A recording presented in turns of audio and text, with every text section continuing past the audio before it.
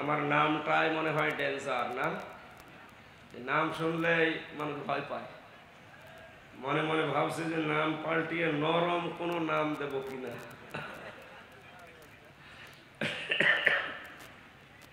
আজকে আসার সময় একটা হাদিস পড়ছিলাম, ইবনে মাজাহ শরীফের 4036 নম্বর হাদিস। আল্লাহর নবী জানিয়েছেন এ পৃথিবীতে ধোঁকার সময় আসবে। কিসের সময়? হাদিসটা শোনার পরে আপনি দেখবেন তো এখন ওই সময় এসেছে কিনা। খারাপ মানুষকে ভালো মানুষ বলতে বাধ্য করা হবে। এটা জোরে বলার দরকার নেই। ভালো মানুষগুলোকে খারাপ বানানোর চেষ্টা করা হবে সর্বাত্মকভাবে। আমানতের খেয়ানত হবে, বিশেষ করে রাষ্ট্রীয় সম্পদ লুটপাটের মহা উৎসব চলবে। 4 নম্বরে ভালো মানুষকে লুটপাটকারী বানানো হবে। সুবহানাল্লাহ বলবেন না নাউজুবিল্লাহ? হাদিসে যে 4টা পয়েন্ট বললাম, আমার মনে হয় 1500 বছর আগে নবীজি যা বলেছিলেন এখন অক্ষরে অক্ষরে বাংলাদেশের সাথে খাপের খাপ মুমতাজের বাপ মিলে গেছে। কঠিন পরিস্থিতি এখন চলছে, যেটা হাতে আগুন রাখার চাইতে ঈমান রাখা বড় কঠিন। এই অবস্থায় কোরআনে কারিমের এই মহতী অনুষ্ঠানে যে আল্লাহ আমাদেরকে নিয়ে আসলেন সুস্থ অবস্থায়, খুশি হয়ে বলছে আলহামদুলিল্লাহ। লা তুহসা আজাইবুহু ওয়া লা তুবলা গারাইবুহু ফীহি মাসাবিহুল হুদা ওয়া মানারিল হিকমা আও কামা ক্বালা আলাইহিস সালাতু ওয়াস সালাম। নবীজি বলেন কোরআন নাযিল করার ধারাবাহিকতায় আল্লাহ এমন এমন জিনিস দিয়েছেন, এর আশ্চর্য গণনা করে কোনোদিন মানুষ শেষ করতে পারবে না। হাসায়া শব্দের শাব্দিক অর্থ গণনা করা। দিন যত যাবে কোরআনের আশ্চর্যকারিতা তত বৃদ্ধি পাবে। আজকে এই যে লক্ষ জনতার ঢল, এইটাও কোরআনের একটা আশ্চর্য ম্যাজিক। কথা বলেন, এটা একটা কোরআনের মুজিজা নয়? এত বাধা দেওয়ার পরেও যদি মানুষকে এভাবে একত্রিত হতে কোরআনের ময়দানে বাধা দেওয়া না যায়, আমার মনে হয় রাম বাম নাস্তিক মোরতাদ যারা এই দেশে কয়েকটা আছে, তাদেরকে এই মুহূর্তে বিশ্বাস করা দরকার কোরআন এদেশ থেকে বিদায় করা যাবে না। আলা তুবলা গারাইবুহু, এ কোনোদিন পুরাতন হবে না। দিন যত যাচ্ছে কোরআন পুরাতন হচ্ছে না নতুন হচ্ছে? যার অন্তর যত পরিষ্কার কোরআনে কারীম তার কাছে তত বেশি ভালো লাগে। আল্লাহ রাব্বুল আলামিন বলেন ইন্নামাল মুমিনুনা আল্লাযীনা ইযা যুকিরাল্লাহু ওয়াজিলাত কুলুবুহুম ওয়া ইযা তুলিয়াত আলাইহিম আয়াতুহু যাদাতুহুম ঈমানা ওয়া আলা রাব্বিহিম ইয়াতাওয়াক্কালুন।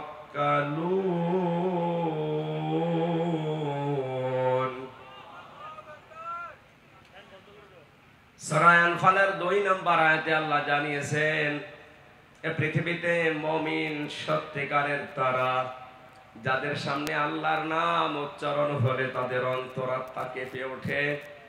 কোরআনে কারিমের আয়াত দিয়ে যখন তাদেরকে বোঝানো হয়, তাদের ঈমান যা আছে ওইটা আরো বেড়ে যায়।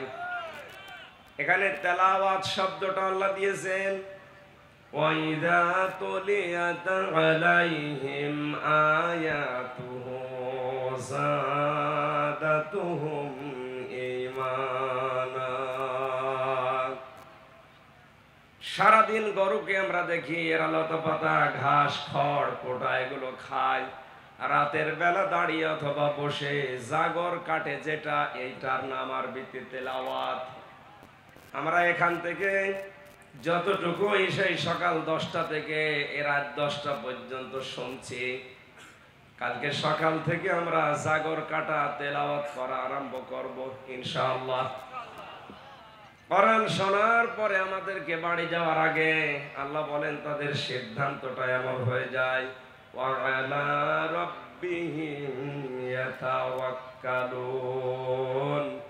তারা এই সিদ্ধান্ত নিয়ে পেকুয়ারে এই দিগন্ত ফাউন্ডেশন থেকে বিদায় নেওয়ার সময় এই মনে করে যায়, যত কিছু ঝড় ঝাপটা আসুক আমরা ভরসা করব আল্লাহর উপরে।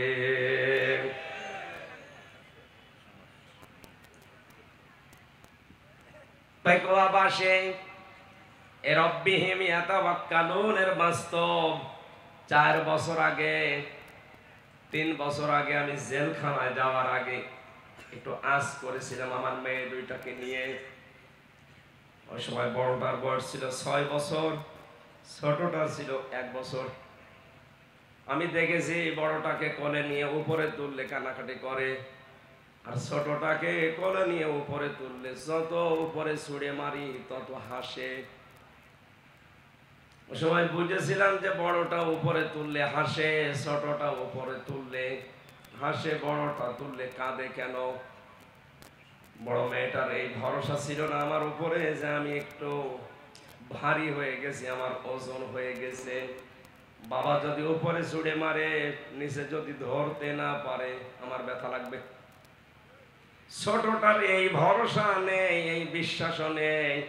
পরে বিশ্বাস ছিল এটা, আমার বাবা যত উপরে ছুঁড়ে মারুক না কেন নিচে হাত পেতে রাখবে। কথা বলে না কেন?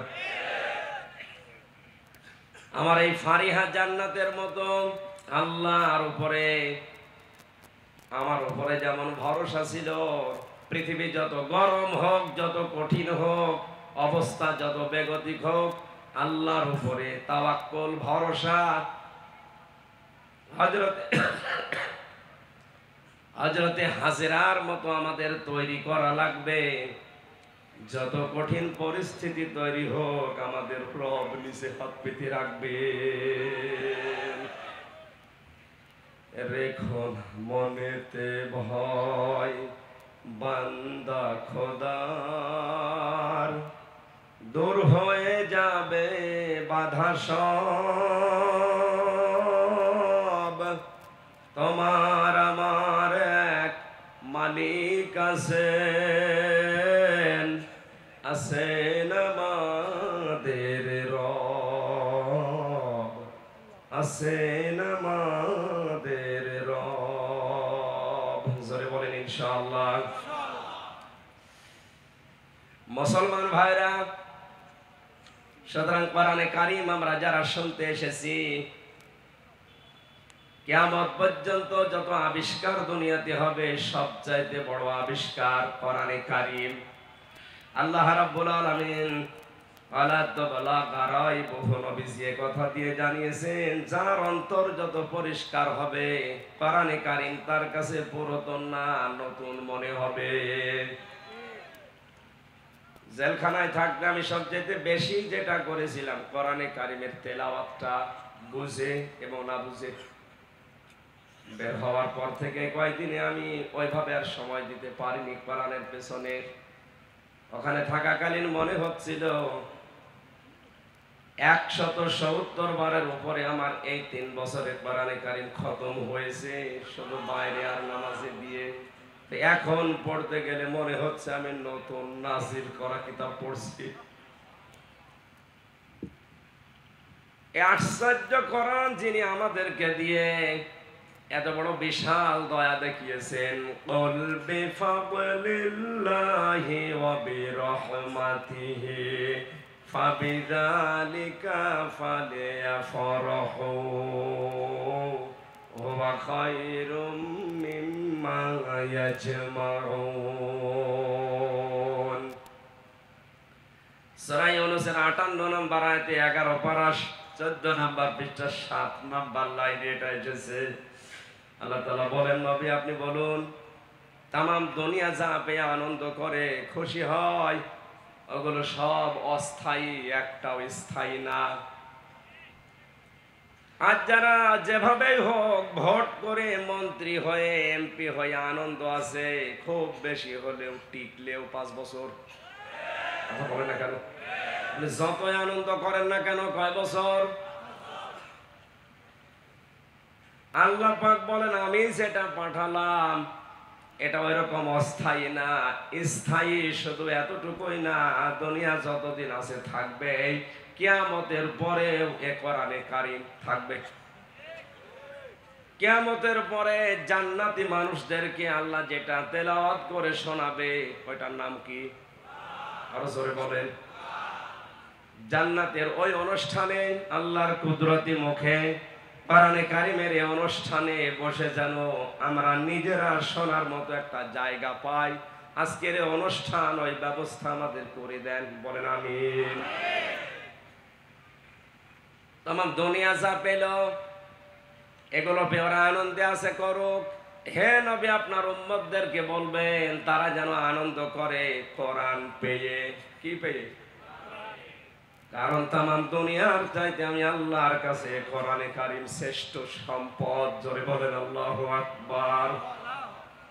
এত বড় বিশাল সম্পদ আল্লাহর ভাষায়, এটা যদি কেউ প্রচার করতে চায়, উপস্থাপন করতে চায় মানুষের কাছে, আল্লাহ রাব্বুল আলামিন ধরন দিয়েছেন কি করে প্রচার করবেন।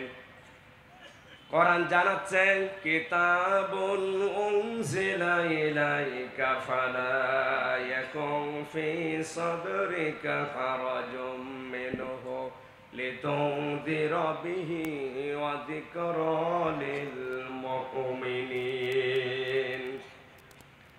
আল্লাহ পাক বলেন এই যে কিতাব আপনাকে দিয়েছি এটা মানুষদেরকে যখন সতর্ক করবেন আপনার মনের ভেতরে যেন কোনো ভয় ভীতি সংশয় সন্দেহ এগুলো কাজ না করে। হারাজন শব্দের অর্থ আমরা পেয়েছি তাফসীরে দুইটা। এক নম্বরে কোরআন প্রচার করতে গেলে হয়তো মনের ভেতরে ভয় আসতে পারে যে অনেকেই না বুঝে বিরোধিতা করবে। এই মানুষ আছে না নেই? আছে, এদেশে এখন বেশি।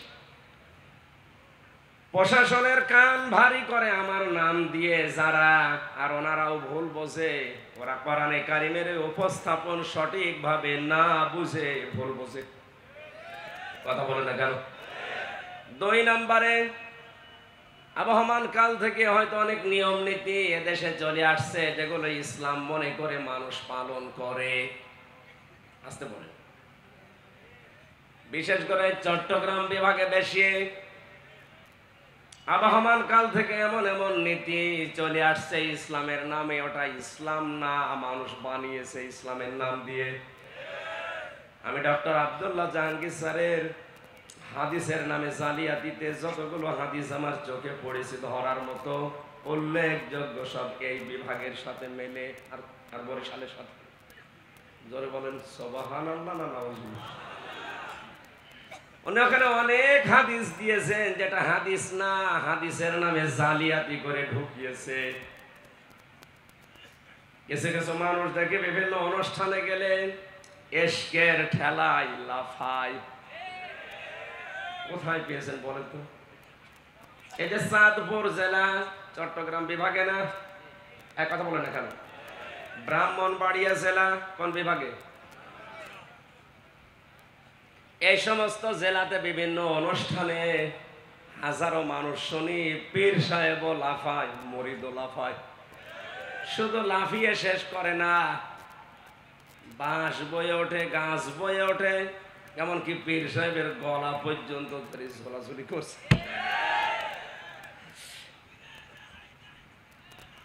18 সালে একবার গিয়েছিলাম চাঁপাইনবাবগঞ্জের সোনা মসজিদ মাহফিলে, যে বসে আছে এক ঘরে, শুনলাম আমার আগে যিনি উঠেছে ওনার বয়ানে এত এশক এত তেজ, এক মুরিদ জিকির করতে করতে গাছে উঠে বসে আছে। আমার এসে কমিটির লোকজন বলছে হুজুর ঘটনা ঘটে গেছে। জিজ্ঞাসা করলাম গাছে কেন? যে এশকের ঠেলায় উঠেছে। জিকিরের এত তেজ আপনার যে আপনি গাছে উঠে বসে আছেন। পাশেই কিন্তু ছিল ওই যে কাঁটাওয়ালা মান্দার গাছ, ওইটাই ওঠে না। যাতে মাতাল হলো তাহলে ঠিক আছে। সুতরাং আমি এই কোরআনের মঞ্চ থেকে, যেহেতু এটা মিডিয়া এসেছে, রেকর্ড হচ্ছে, কালকে সারা দুনিয়া ছড়াবে, ইসলামের নাম নিয়ে এগুলো যারা করছেন কোনো ভিত্তি নেই, সব ওদের দরবার ঠিকানোর বানানো পদ্ধতি। আপনার বয়ান কি রসুলের বয়ানের চাইতেও বেশি তাসির ছিল? বিশ্ব নবী যারা যতদিন বয়ান করেছেন, কোন মানুষ লাফিয়েছে, গাছে উঠেছে, এই সামিয়ানা বেয়ে বেয়ে উঠেছে, আমরা তো পাইনি। আপনি কোথায় পেলেন এগুলো? এই নিয়ম নীতি যখন মেলে না, আবহমান কাল থেকে চলে আসতেছে 50 বছর 100 বছর ধরে, কোরআনের সঠিক কথাগুলো বললে, তাফসীর করলে ওই খোলসাগুলো উপর থেকে চলে যাবে। কারণ তাফসীর মানে খুলে ফেলা। তাফসীর মানে কি? যখন আবরণগুলো আমি খুলে দেব, জাতির সামনে উন্মুক্ত হয়ে যাবে, তো ভণ্ডামি করে খাচ্ছে, তখন ওই মানুষগুলো মন খারাপ করতে পারে। এই মানুষ বাংলাদেশে এখন নেই।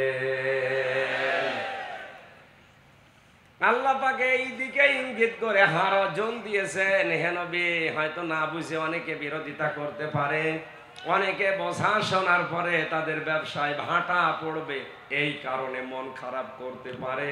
আপনি দুইজনের একদিকেও তাকাবেন না, আল্লাহর দিকে তাকিয়ে আপনি সতর্ক করবেন। কারণ কোরআনে কারীম এটা জিকির হচ্ছে আমার মুমিন বান্দাদের জন্য। জোরে বলেন সুবহানাল্লাহ।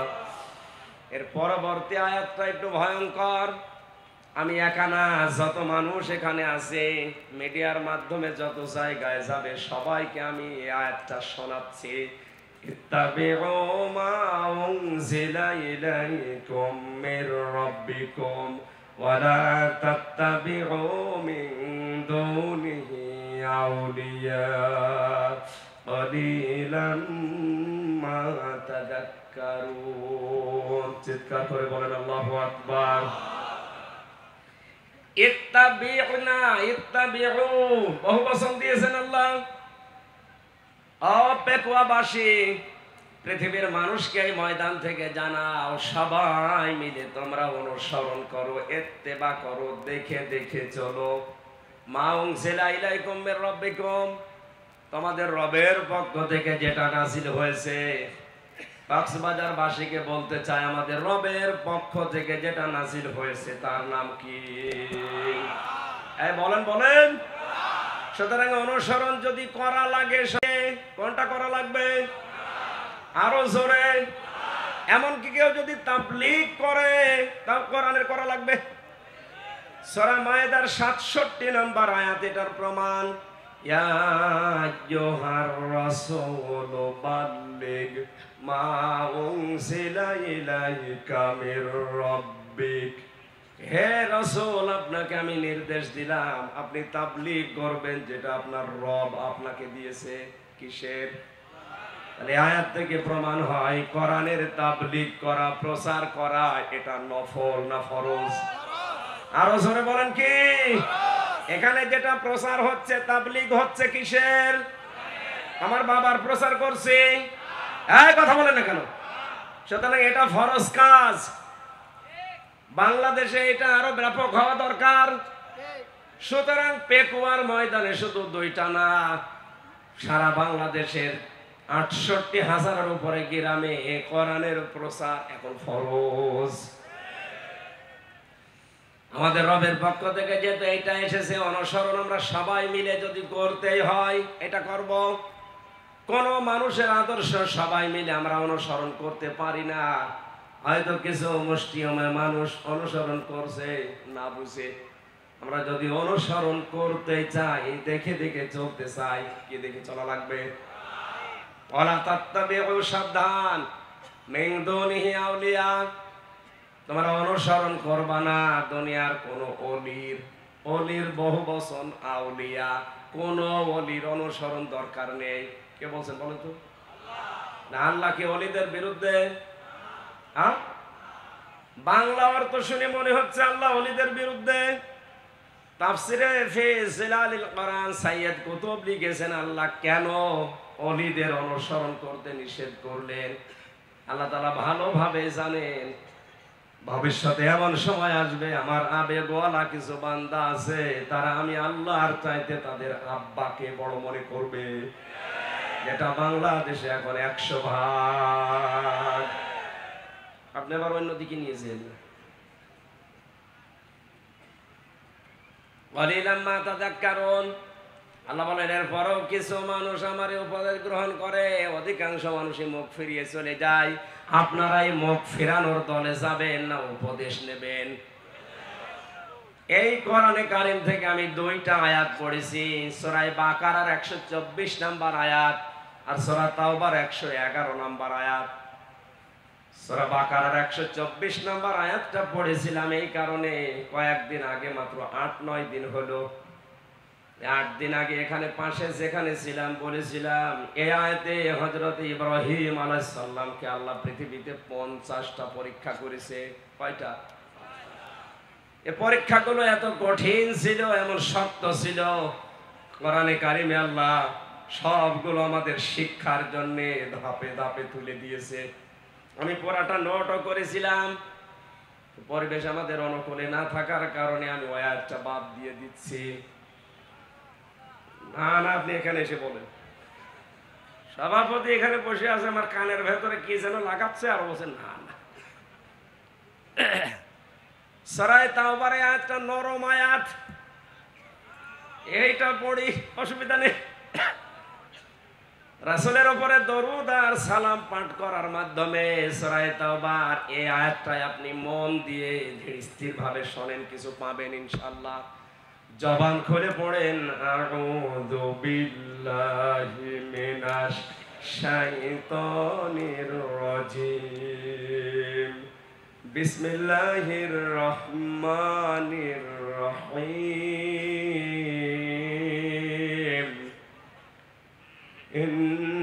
ইন্নাল্লাহা আশতারা মিনাল মুমিনিনা আনফুসাহুম ওয়া আমওয়ালাহুম বিআন্না লাহুমুল জান্নাহ। আমার ভাইরা, কোরআন যত অ্যাক্টিভ ভাবে মানুষ শুনবে, আল্লাহ তার দিকে তত বেশি নজর দিয়ে থাকবে।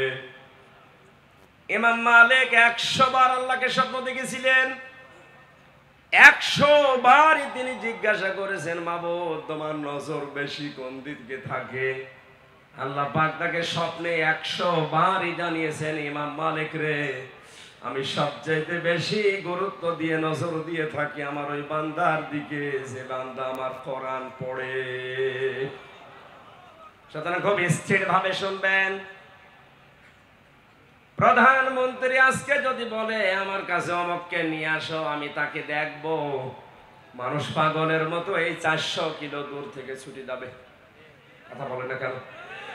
হাদিস দিয়ে নবীজি জানালেন, যে ব্যক্তি কোরআন পড়ে স্থির ভাবে শোনে, মনোযোগ দিয়ে, মহান আল্লাহ তার দিকে নজর দিয়ে থাকে।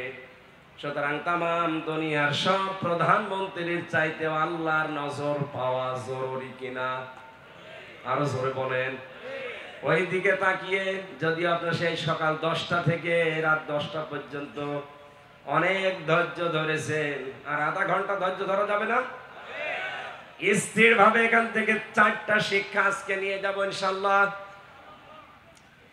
আমি এদিকে ওদিকে ডালপালা সব বাদ দিয়ে সরাসরি তাফসীরে প্রবেশ করছি। আল্লাহ পাক বলেন, ইন্নাল্লাহা আশতারা, অবশ্যই আমি আল্লাহ ক্রয় করে নিয়েছি, কিনে নিয়েছি, মিনাল মুমিনিনা, মুমিনদের কাছ থেকে, আনফুসাহুম ওয়া আমওয়ালাহুম, তাদের জান আর তাদের মাল, বিনিময়ে তাদেরকে আমি আল্লাহ জান্নাত দিয়ে দিয়েছি। জোরে বলেন আলহামদুলিল্লাহ। ও কক্সবাজারবাসী, আপনার জীবনের এই ইবাদত বন্দেগী গুলো এতদিন যাই করেছেন, এটা কবুল হয়েছে কিনা একটা জানার মতো একটা পদ্ধতি আছে।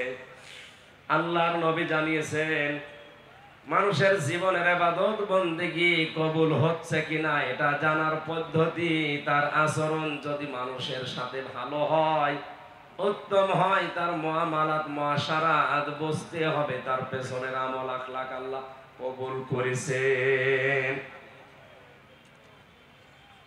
মুসলমান ভাইরা, পৃথিবীর কোন মানুষের আমল আখলাক, তার পেছনের জীবনকে যদি আল্লাহ পছন্দ করে, ওই মানুষটাকে আমরা হাদিস পড়েছি, সাধারণভাবে তাকে আল্লাহ মরণ দেন না, শাহাদতের মরণ দিয়ে তার জীবনটা আল্লাহ ধন্য করে দেন।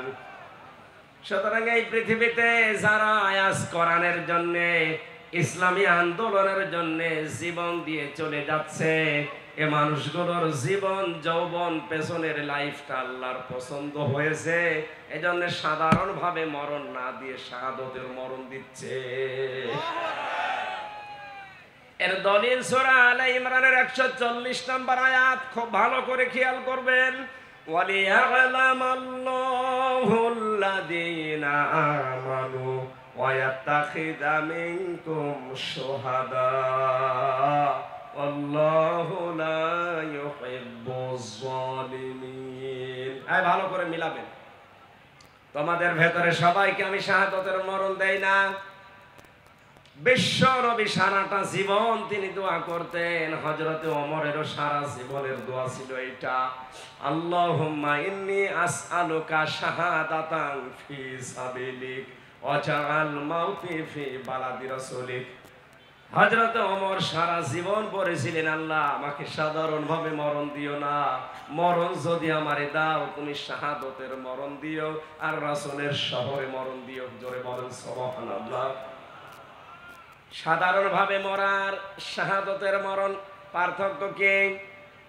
এইটা মুরব্বী সভাপতি যদি কালকে মারা যান, যদি ঈমান নিয়ে মারা যেতে পারে, কবরে থাকবে, ঘুমিয়ে পড়বে, এই শেষ, আর কিছু নেই।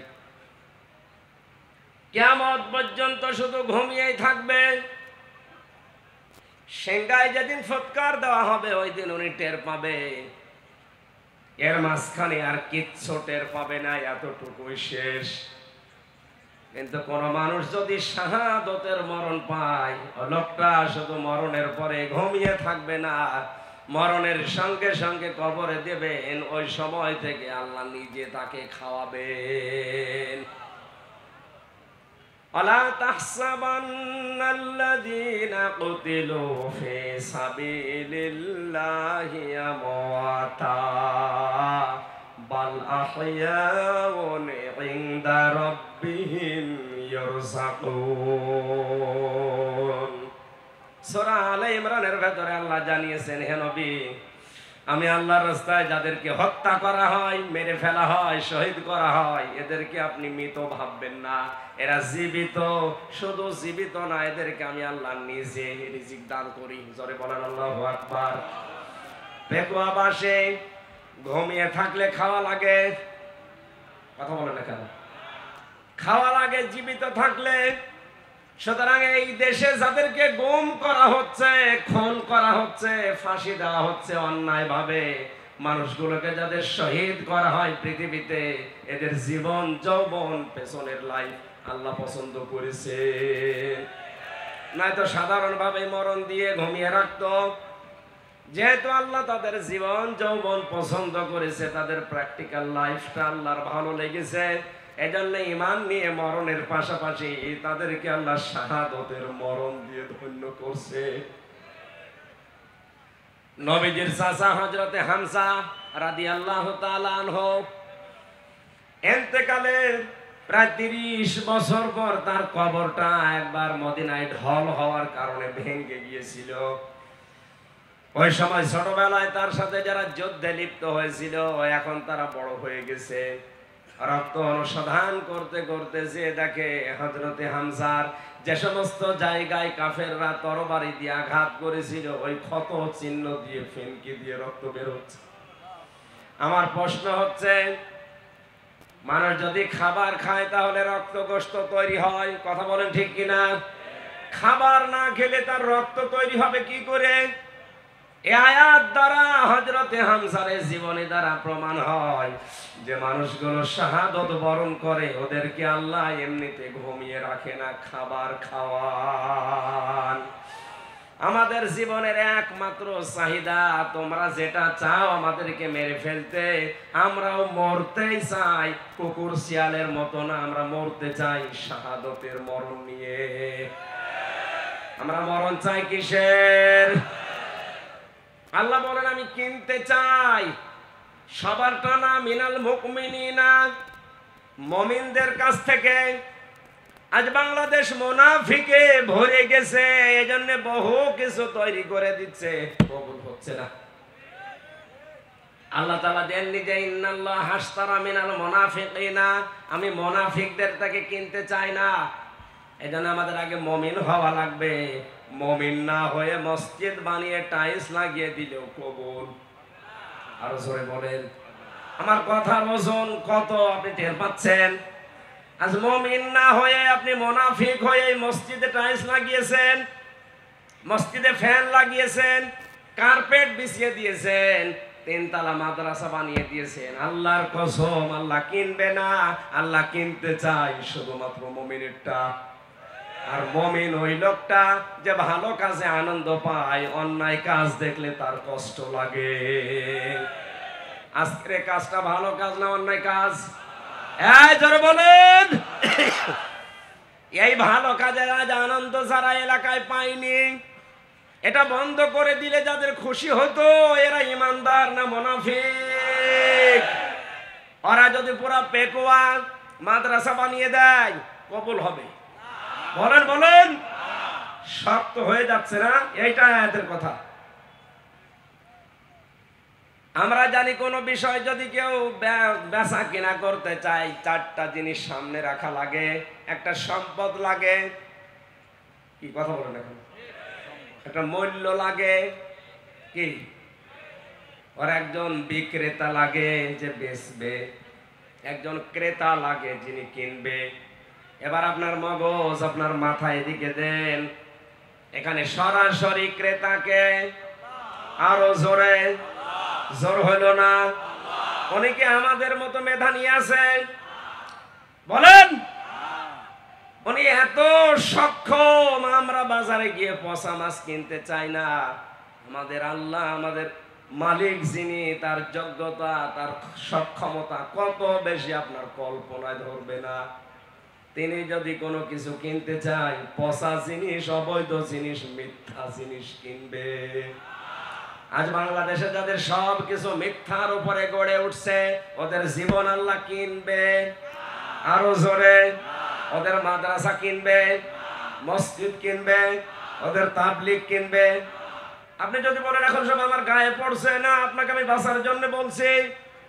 আল্লাহ ইন্নাল্লাহ হাশতারা মিনাল মুনাফিকিনা দেননি, ইন্নাল্লাহ হাশতারা মিনাল কাফিরিনা দেননি, ইন্নাল্লাহ হাশতারা মিনাল মুশরিকিনা দেননি। আল্লাহ দিয়েছেন ইন্নাল্লাহ হাশতারা মিনাল মুমিনিন। আপনাকে আগে মুমিন হওয়া লাগবে। কি হওয়া লাগবে? আরো জোরে। মুমিন হওয়ার জন্য আয়াতের পরবর্তীতে 10টা গুণ আল্লাহ দিয়েছেন। এই গুণগুলো যদি আমরা অর্জন করতে পারি, মহান আল্লাহ বলেন যালিকা হুয়াল ফাউজুল আযীম, এদের জীবন হবে মহা সফল। জয় বলেন আল্লাহু আকবার। প্রথমে ফ্যানটা দিয়ে গলাটা বসে গেছে, কষ্ট হচ্ছে। না না, কিছু লাগবে না। আসলে যেটা করেছিলাম সেটা পারলাম না, তো এই জন্য হচ্ছে না।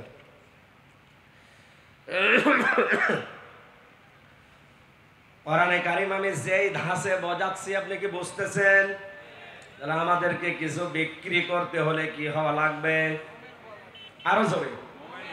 মুনাফিক হলে, মুনাফিকের যে আচরণগুলো আমরা জানি, তার 1 নাম্বার, কথা বললেই, কাজ করলেই মিথ্যা কথা বলে, মিথ্যা কাজ করে। আজ তাদের জীবন যৌবন কথাবার্তা সব জাতির সাথে মিথ্যা। ওদের 6000 মসজিদ বানিয়ে দিল, কবুল হবে না? এবার কোন হুজুর নিয়ে আসবেন? নিয়ে আসেন।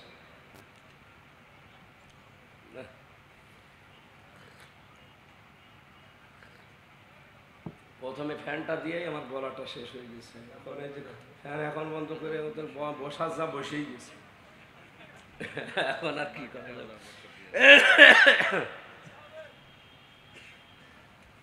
মুসলমান ভাইরা, আমি আপনাকে বলছি, মুসলমান ভাইরা আপনাকে বলছি, ইমানদার না হয়ে তামাম দুনিয়া মসজিদ বানালেও লাভ নেই। আপনি করছেন কার জন্যে? বলেন বলেন। উনি তো কিনতে চান না আপনারটা, কারণ মুনাফিক কথা বললে কি বলে? আমানত রাখলে, আরো জোরে, রাষ্ট্রের সম্পদ যারা আত্মসাৎ করে বেগম পাড়া বানিয়েছে, ওরা কিয়ামত পর্যন্ত বাংলাদেশে মসজিদ বানালেও কবুল হবে না। আমি জোর করে কবুল করাবো বাবারটা।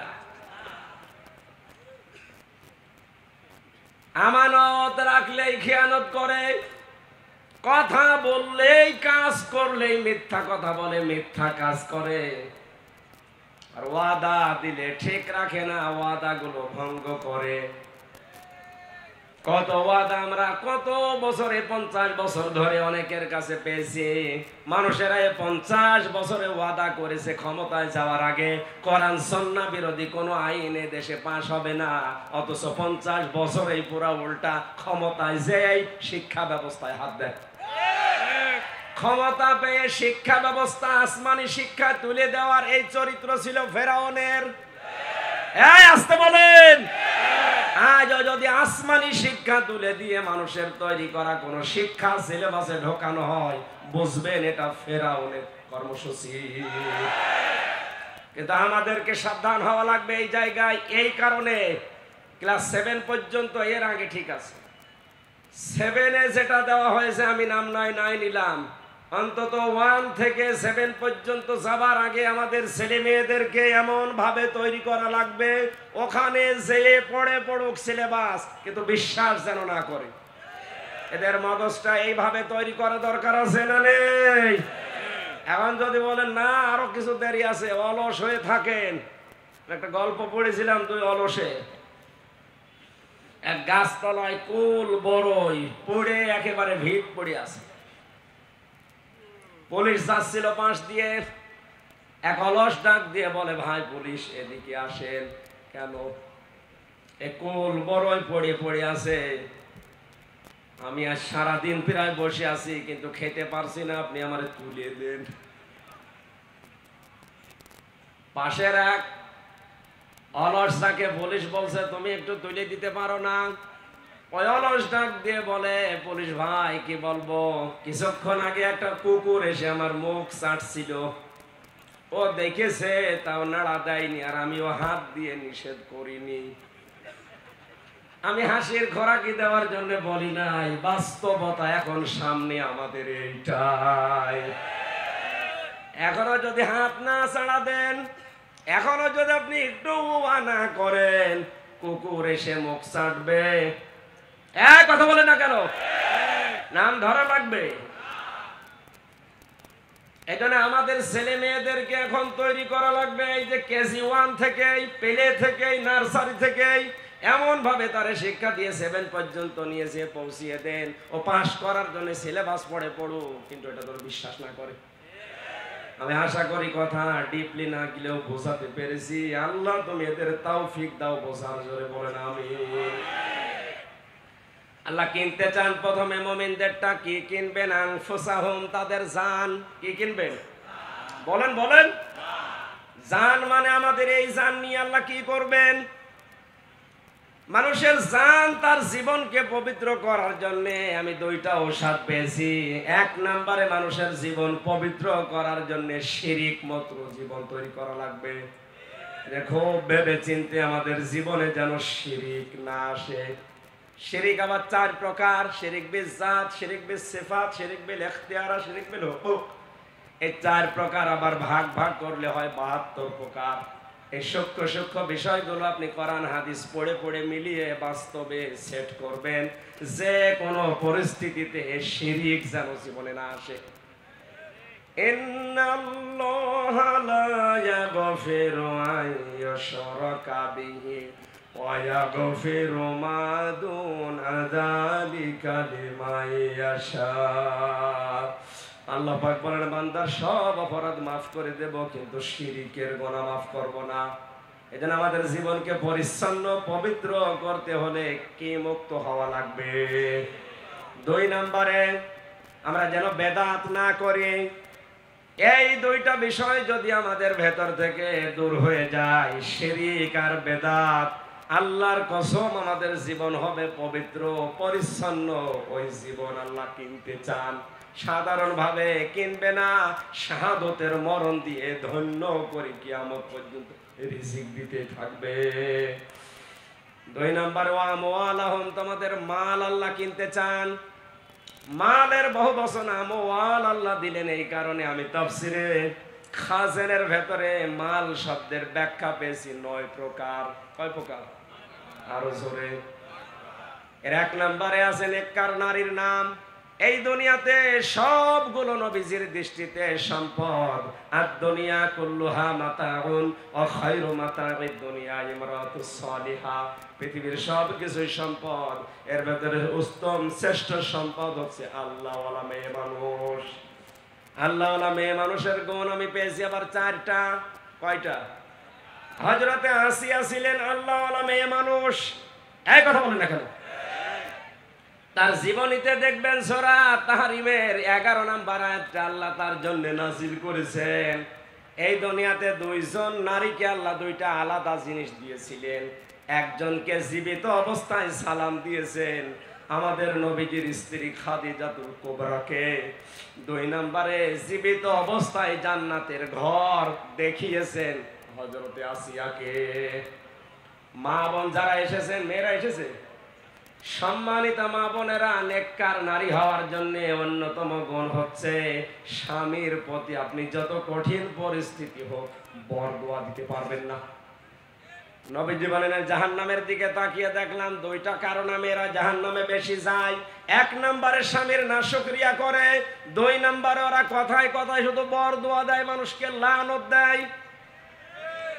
হযরতে আসিয়াকে হাতের ভেতরে প্রেক লাগিয়েছে, কপালের ভেতরে প্রেক লাগিয়েছে শলাকা, পায়ের ভেতরে প্রেক লাগিয়ে ফেরাউন যখন তার মাথার উপরে গরম তেল ঢেলে দিচ্ছিল, আল্লাহ রাব্বুল আলামিন ফেরেশতা জিবরাইলকে বললেন জান্নাতটা তুলে ধরো তার সামনে।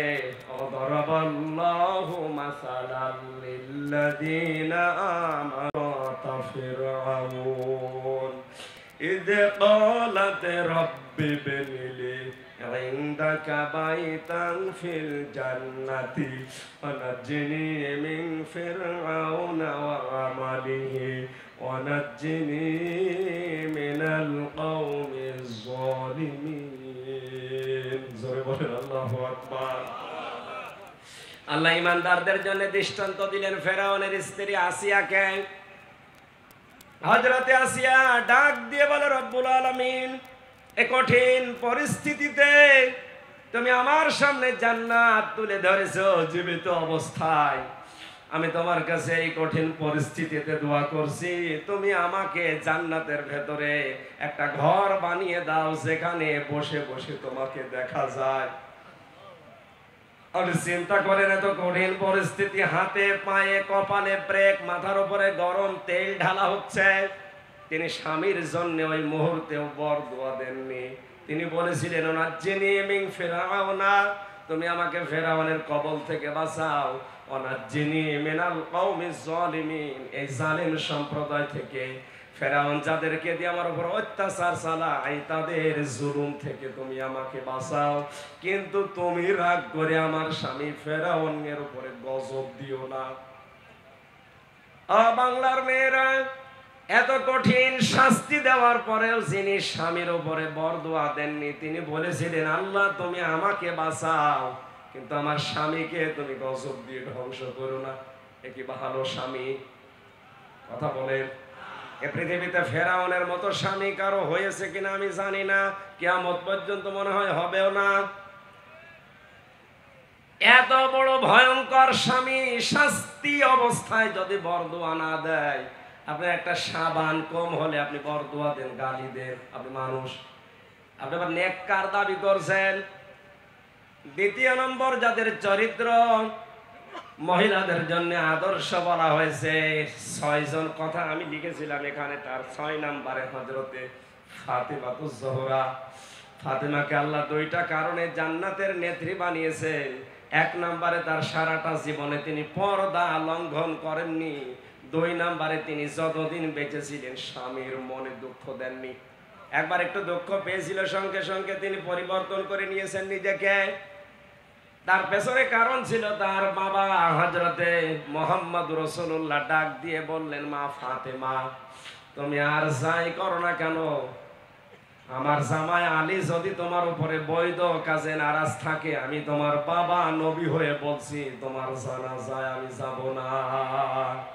আজ বাংলার বাবারা যদি মেয়েদেরকে এভাবে একটু শাসন করে দিত, হাজার হাজার পরিবার ভাঙ্গা থেকে বেঁচে যেত। বাবারা আরো সাহস দেয়, কিছু হলে তুই চলে আসবি, তোর অন্য জায়গায় বিয়ে দেব। এক মেয়ে বিয়ে দিবা কয় জায়গায়? মালের যে 9টা ব্যাখ্যা আমার গলায়, বাস্তবতার দিকে তাকিয়ে আমি যেতে পারছি না। প্রথমে ফ্যানটা দিয়ে আমার অবস্থা খারাপ করি, যেমনি সব চলছে না। আচ্ছা, এটা বন্ধ করতে বলবো, আমার মনে ছিল না। আমি মালগুলোর পুরা ব্যাখ্যা, মাল মানে কি উল্টা পাল্টা দিকে নিয়ে যাবেন না। হ্যাঁ, মাল মানে সম্পদ, এটা আবার 9 প্রকার। প্রথমে 1 প্রকার মালের নাম নবীজি জানিয়েছেন, দুনিয়ার সবই মাল, সবই সম্পদ। উত্তম সম্পদ নেককার মহিলা। নেককার মহিলা কোনোদিন স্বামীকে বরদোয়া দেয় না। স্বামী যে কাজে খুশি থাকে, জায়েজ হলে ওই কাজে ওই মহিলা খুশি থাকে। স্বামীর সম্পদ এবং সন্তানকে ইসলামের পথে চালানোর জন্য চেষ্টা করে, আর স্বামীকে খুশি রাখার জন্য নিজের সর্বোচ্চ বিলিয়ে দেয়। আল্লাহ যেন মেয়েদেরকে ফাতেমার মতো হওয়ার তৌফিক দেন, আমিন। মা বোন যারা নামাজ পড়েন, শাড়ি পরে আপনার নামাজ অধিকাংশই হয় না। এখন একটা নতুন পোশাক বের হচ্ছে, কি যেন খিমার নাকি নাম, এইটা আপনার এই চুল থেকে শুরু করে পুরা বডি ঢেকে যায়। নিয়ামতুল্লাহ নিজামী যেহেতু ব্যবসা করে বিভিন্ন পোশাকের, এইটা একটু ভালো করে করেন, এটা তুলবেন। হাজার হাজার মেয়েদের নামাজও শুদ্ধ হয়ে যাবে আপনার কারণে। আল্লাহ যেন তৌফিক দেন, বলেন আমিন। 1000, 5000, 10,000 দিয়ে যদি আপনি শাড়ি না কিনে, এই 200-250 টাকা লাগে, এটা খুব বেশি হলেও সর্বোচ্চ 500 টাকা লাগবে, এইটা কিনে দেন, ওদের নামাজটা অন্তত শুদ্ধ হবে। আমি আগামী থেকে কোনো জায়গায় আসলে বাস্তবতায় এই আয়াতটা শেষ করব। এই বিআন্না লাহুমুল জান্নাহ দেওয়ার পরে ইউকাতিলুনা ফি সাবিলিল্লাহ ফায়াকতুলুনা ওয়া ইউকতালুন, তাদের মারা লাগবে, মরা লাগবে। কি করে? ওই মারা এই মরা নয়। তাফসিরে যেটা আছে বিস্তারিত বলতে পারলে হয়তো আমার গলায় আর পারছে না। আমি শেষ করে দিচ্ছি, ক্ষমা চাই আজকের মতো, আমিন। বারাকাল্লাহু লানা ওয়া লাকুম ফিল কোরআনিল আযীম।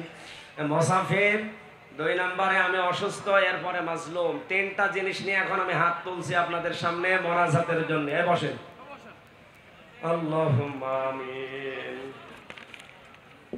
মোনাজাতে এখন সর্বশেষ, এ মাহফিলের সমাপ্তি রাত 10টা বাজে। এখন 10টা পর্যন্ত আমরা সময় নিয়েছিলাম, আমাদের কথা আমরা রেখেছি। আল্লাহর কাছে জীবনের সব কিছু এখন আমরা জানাবো। সেদিন উখিয়াতে যে মোনাজাত করেছিলাম, সারা দুনিয়া থেকে অনেকেই আবেগ আপ্লুত হয়ে কল দিয়েছে যে মোনাজাত এরকম হওয়া দরকার। আজকে আমরা আল্লাহর কাছে ওইভাবে মোনাজাত করবো ইনশাআল্লাহ। মাথা নিচু করেন, মোনাজাতটা বসে করে বাড়ি যান, চক্ষু বন্ধ করেন। রব্বানা যালামনা আনফুসানা ওয়া ইল্লাম তাগফির লানা ওয়া তারহামনা লানাকুনান্না মিনাল খাসিরিন। রব্বানা লা তুযিগ কুলুবানা বা'দা ইয হাদাইতানা ওয়া হাব লানা মিন লাদুনকা রাহমাতান ইন্নাকা আনতাল ওয়াহ্হাব। রব্বুল আলামিন, তোমার আরশ থেকে কক্সবাজারের পেকুয়া দিগন্ত ফাউন্ডেশন, পেকুয়া সমাজ উন্নয়ন পরিষদের এই ময়দানের দিকে তাকাও। লক্ষ লক্ষ বান্দা বান্দি গনার কথাগুলো স্মরণ করে, মাথা নিচু করে, চক্ষু বন্ধ করে, এতিমের মতো, ভিক্ষুকের মতো হাত দুটি তুলে ধরেছে। তোমার বিশাল সাগরের তুলনায়, তোমার বিশাল আসমান জমিনের তুলনায় আমাদের এই হাত দুইটা বড় ছোট্ট। এই ছোট ছোট দুটি হাত কোরআনে কারিমের এই সমাপনী অনুষ্ঠানে আমরা তুলে ধরেছি। কোরআনের ইজ্জতে হলে আল্লাহ তুমি আজকের এই মোনাজাত কবুল করে নাও। ভয় হয় মাঝে মাঝে নামের আগে আলেম লেখা থাকে, মাওলানা মুফতি লেখা থাকে, না জানি কিয়ামতে তুমি আমাদের সাথে কি করো। আলেম মাওলানা মুফতি